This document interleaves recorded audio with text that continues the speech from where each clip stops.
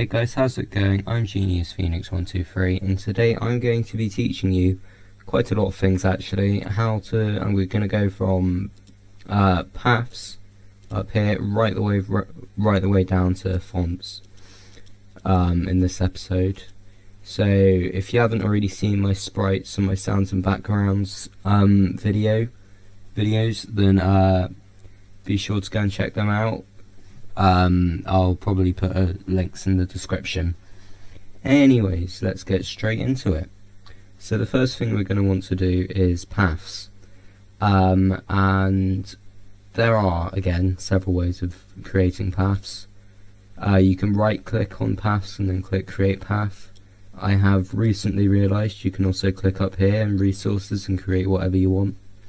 So create path or shift control P, or you can press this button on your toolbar here.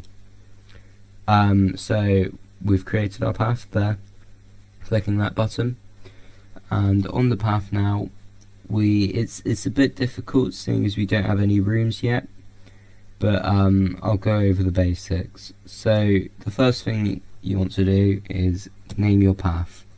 So like with the sprites where we have SPR, the sounds where we have SND and BGM, and the backgrounds where it's just BG, for paths I usually use PTH underscore, so it's sort of like a pth sound. That probably wasn't very audible. It sounds a bit like path if you say it quickly enough. And this path will probably be for like an enemy, I guess, or a trap or something, so we'll say enemy for now. And anyway, yeah, so we've gone over this button before. This is the save and exit button. Undo button, I'm pretty sure there's a redo button as well, can't remember.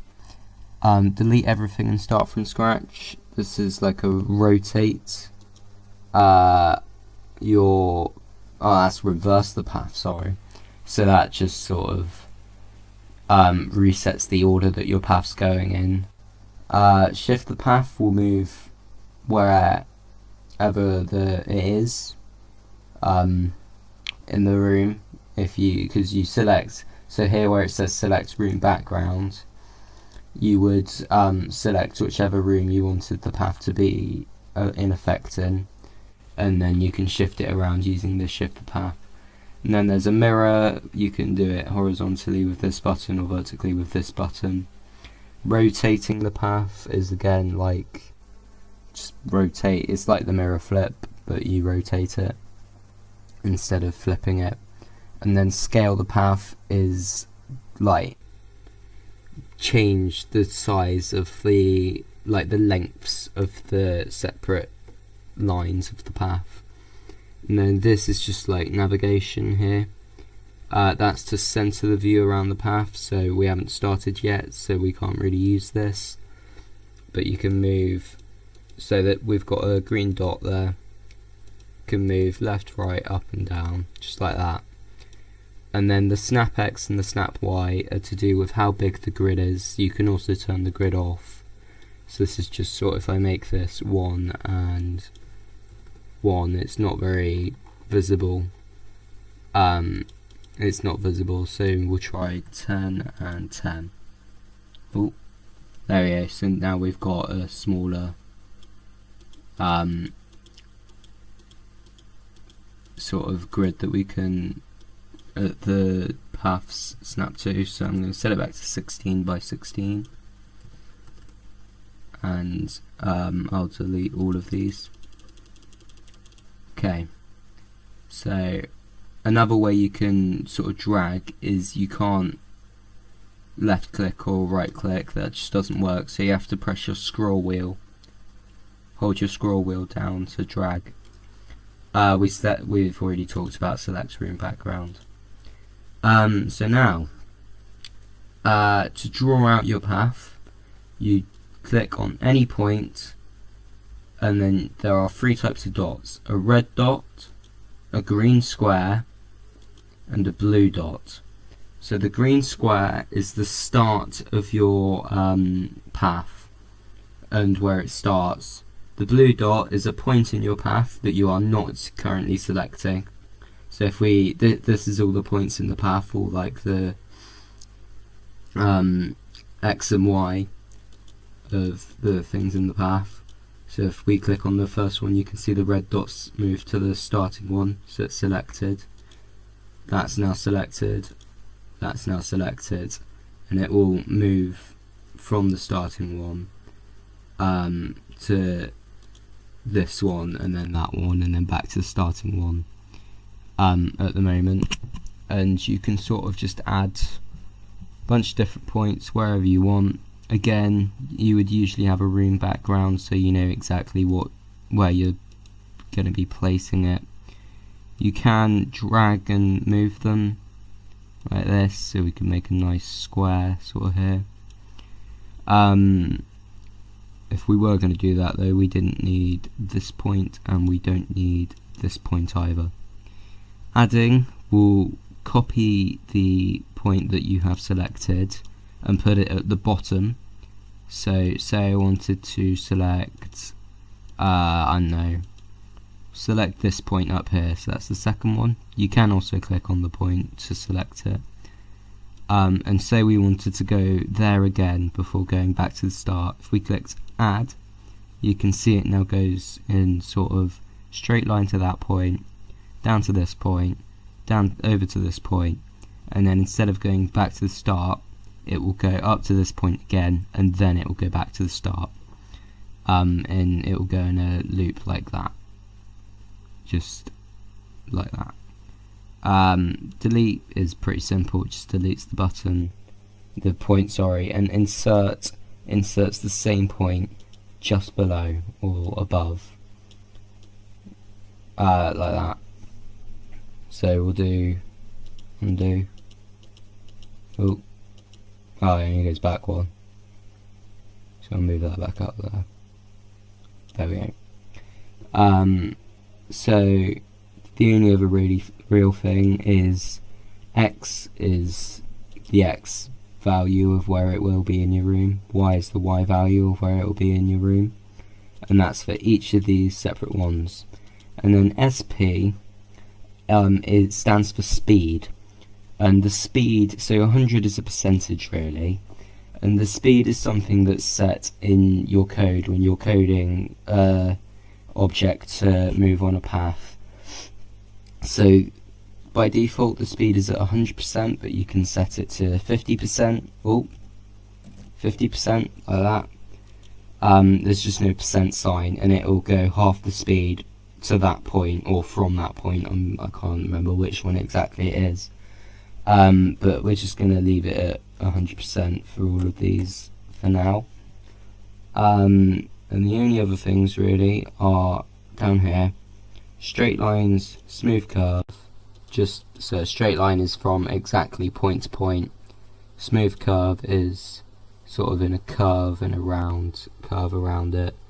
And then closed will toggle whether or not it goes from point A to point B to point C to point D back to point A, or point A to point D to point C, point A to point B to point C to point D, and then either stop there or go back, but it won't go in a straight line and carry on going in sort of a circle.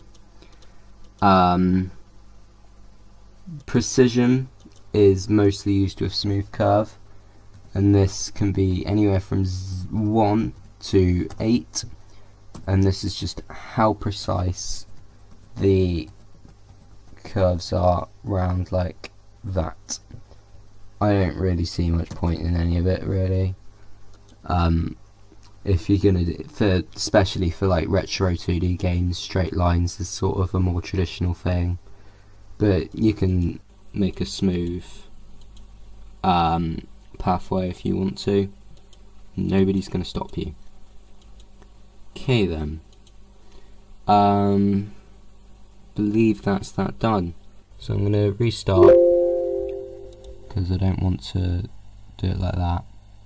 I'm going to drag my mouse button, and I will edit this again. I'm just going to do straight line like that, and then could put it back up to there, So if I go select that one and then add on the bottom, so that'll just go in a, if it was going to go in a loop, it would go up, down, up, down, up, down, up, down like that, and then turn closed off or something. Or we could just delete the last one and keep closed on, and it'll keep on going in a circle.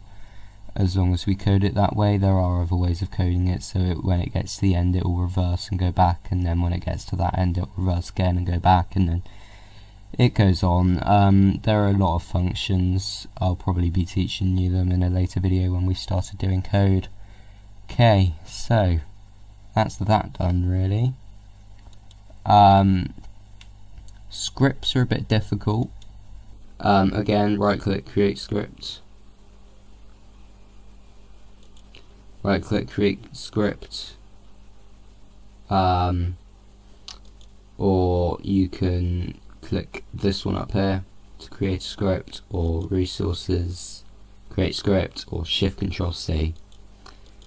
Scripts are a bit difficult to do because obviously scripts are to do with actual writing out code.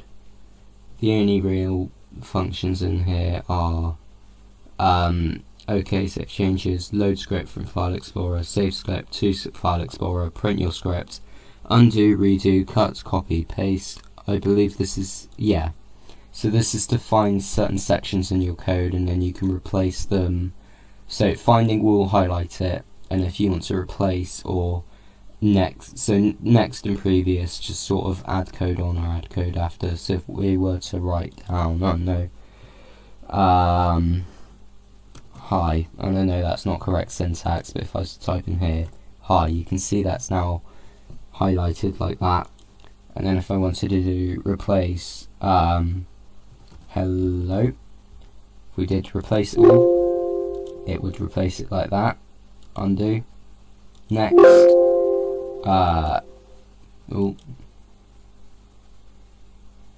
you can't really do anything. It's sort of, yeah, it's just play around with all of this really. There's nothing really entirely useful about it. Another way you can get this up is Control F, so that sort of toggles it on and off. The other ones, this is check for syntax, so this is just really useful to have on because it will tell you when you've written something wrong. It can be a bit annoying, but it's always just a good thing to have on so you can debug easier. And this is, yeah, so this is just like if I was writing instance, you can see I get this. So I was going to write instance create, which is there, and I was, yeah, so this sort of comes up with a window of all the functions it could be, and if I click on that one now, it will write it in for me. Another thing to note is that we'll do name in a sec. Another thing to note is if there are any syntax errors, it will come up with a little box like this down here telling you where the syntax error is and tell you what it is. It's not always completely useful, but it will do. We'll just get that back up. There we go. The other thing is it tells you how many pages there are, so you can add new sort of pages here. Actually, I'm not sure what that does, but okay. So you can add several pages into one script, and modified just means it's been modified. And here, this is the one you want to focus on. Tells you what you need to, what the parameters are for the brackets or parentheses. So if I was going to write out the brackets, you can see I need to add an x value or y value, and then the objs, which objects I want to create, for instance create. The only other thing which I probably should have done first is naming. So for scripts you do scr underscore, and we don't need a script yet, so I'm just going to say script, and I'll come back to that later, probably when we do like a menu system or something like that. Okay. One more thing. Scripts are usually used in code for, so we've got str script there I create, there we go, yeah. So, hang on. So, what you want to do with when you create a new script is do // and this sort of names your script. Do the name of the script like that, and then do brackets and whatever you want the input, like the arguments or the parameters to be. So we'll say we'll do X and Y, and then semicolon. And what that just does is then when you go to write in str_, you can see it then comes up with this script.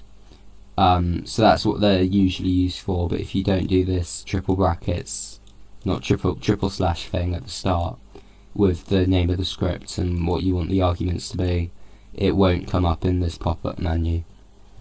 So we'll actually leave that in there. We won't put any brackets in. We won't put any arguments in, we'll put the brackets in.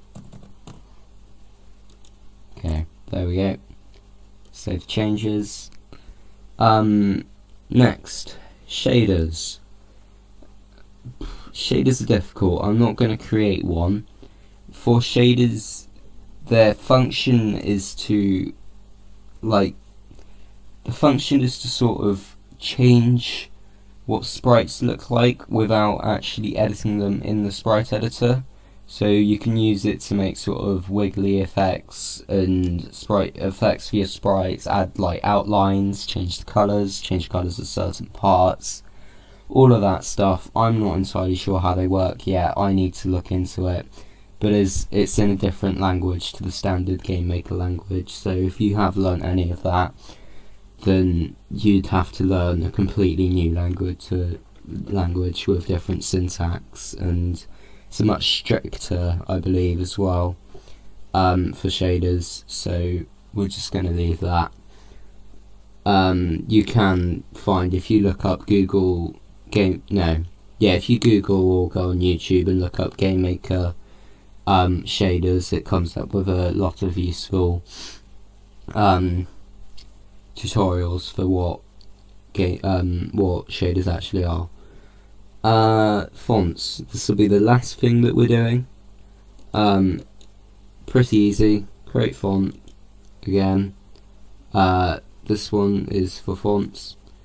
And for naming your font, you do fnt_, and we'll do title for this. And this is just sort of like choose your font. You can choose a font out of any of these. You can, I believe you can do custom fonts, but I'm not going to teach you how to because I have no idea. I have no idea what that says. Aliasing or something, aliasing. Just leave that, just keep it as free. The size is like the font size, so I want the big one, can go very small. 12 is the default, like that. For a title, it's pretty big, so we'll go maybe, I don't know, 54. It's big enough.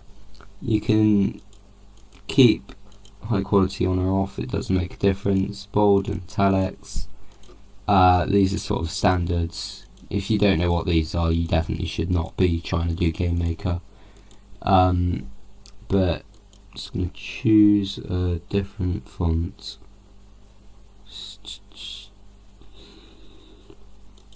So that'll do. You can ignore these texture groups here.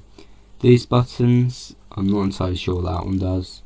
This one is just sort of 4 different sets of characters. Just keep it as normal. I would just keep it as normal, really. And ignore everything else. And then this is just sort of a line of all the characters, and then you can type in whatever you want here. This is not what will come up when you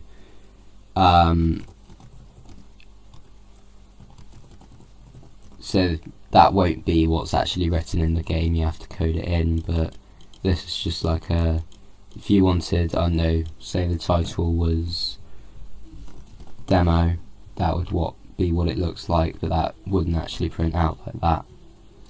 So that's that done. Help if I stopped freezing. We'll leave that there. Thank you all for watching. Please be sure to like and subscribe. Goodbye.